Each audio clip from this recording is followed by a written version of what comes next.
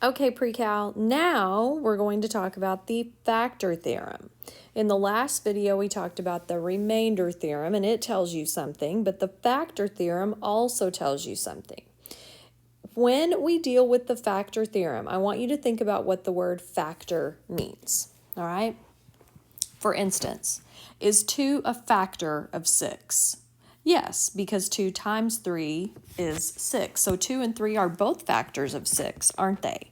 So when we talk about the factor theorem, those are the kind of factors I'm talking about. So let's beef it up and talk about something a little more difficult than the number 6. We're going to talk about the polynomials. All right. So if a binomial is a factor of f of x, then the division of f of x by that factor will produce a remainder that is 0. What does that mean, Miss Griggs? Well, essentially what it means is that if I am dividing a polynomial by another polynomial, I know that the polynomial I'm dividing by is going to be a factor if I get a remainder of 0. All right, and I want you to think about this. Let's bring it down into simple terms, all right? If I'm going to divide 12 by 3, 3 goes into 12 evenly because it's a factor. So if I am going to do long division, I'm going to say, well, 4 goes into, or 3 times 4 gives me 12, right? Okay, so I get a remainder of 0. Well, what if I divide 12 by 5? Well, if I divide 12 by 5, I'm going to get a 2 up here, but I'm going to have a remainder because 5 is not a factor of 12. All right, so that's where we're headed here. So I want you to notice here as an example, consider the binomial x minus 7. If it is a factor of a polynomial, then f of 7 equals 0. So that kind of ties it back to the remainder theorem. So let me illustrate this to you. Let me get rid of this. All right, is x minus 5 a factor of this? Well, let's substitute in 5.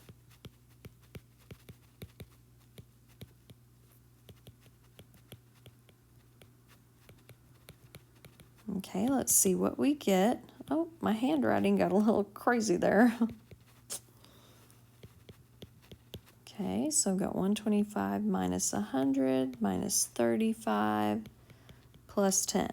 All right, that is in fact 0. So what does that tell me? X minus 5 is a factor of p of x. That's exactly what it tells me. But we can use synthetic division to show that as well. That's what we learned on the remainder theorem, right? That we will get the same thing. All right, so I am going to use synthetic division here. X plus 2 equals 0. When I solve, I get negative 2. So negative 2 in the corner. It's been bad. Okay, so I've got 5x cubed. I've got 8x squared, negative 1x, and 6. I bring the 5 down. I multiply by negative 10, negative 2. Dang it. I'm getting tired.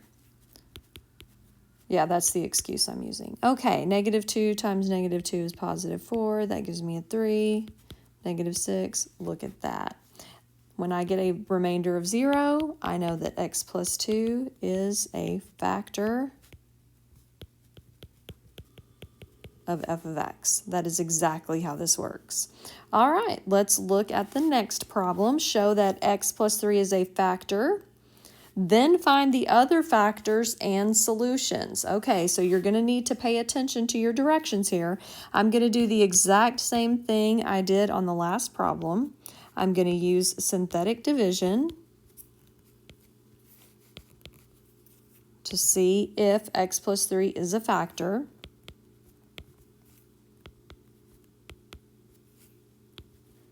And of course it is. But since I've got more directions, I've got to write this out the way that I can factor it. All right, so if this right here is 1x cubed, then this one right here is 1x squared plus 1 minus 2. Oops, I forgot my x. Dadgummit. Can't take me anywhere. All right, now I'm going to factor this. 2 and 1, this is positive, this is negative. Okay, so we need to talk about vocabulary here because a lot of students just ignore this.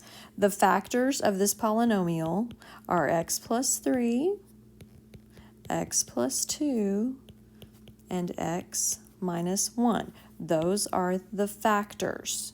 The solutions are not the factors, all right?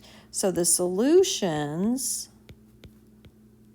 are setting each of the factors equal to 0 and solving. Okay, you need to understand the difference between those. All right, the next problem we're going to do show that x minus 2 and x plus 3 are both factors.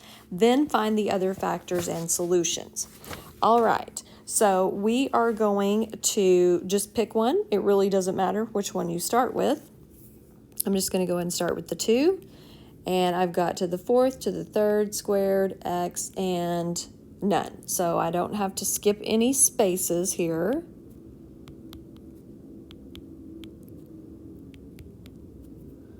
Okay, so I'm going to bring down that 2, multiply that, bring that down, etc., etc.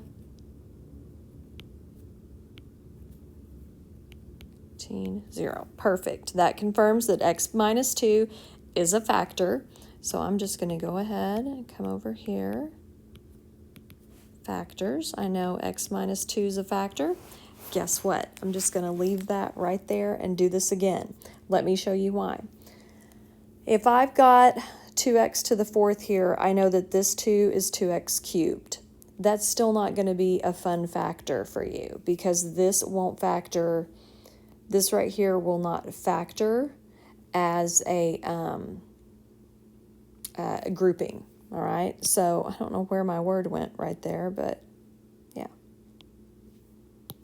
All right, so what we're going to do is, since I know that's a factor and it's been indicated to me in the problem that this one's probably a factor too, I'm just going to do this again with x plus 3. So it would be a negative 3.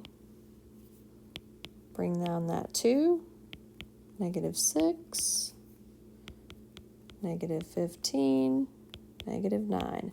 Bam! Nice. So x plus 3 is also a factor. Well, this now, okay, see this 2 was a 2x to the 4th. This was a 2x cubed. So what's this? It's a 2x squared. And now I can factor this little guy. Awesome! Okay, now be careful. Your signs are both positive here, so both of these have to be positive as well.